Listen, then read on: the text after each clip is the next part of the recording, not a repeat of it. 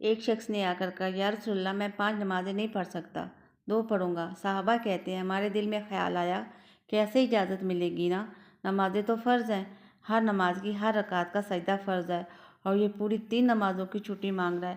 لیکن حضور نے حکمت سے دین پھیلایا، دانائی سے۔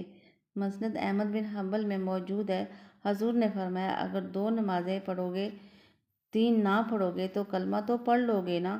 حضور پڑھ لوں گا۔ فرمایا یہ چل تو 2 ہی پڑھ لینا، کلمہ پڑھ صحیح۔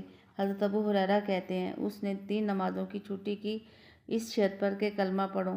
ابھی پورا ہفتہ ہی نہیں ہوا تھا، اس نے 5 نمازوں کے ساتھ تہجد بھی شروع کر دی۔ اس شخص نے پھر اشراق اور چاہت بھی پڑھی۔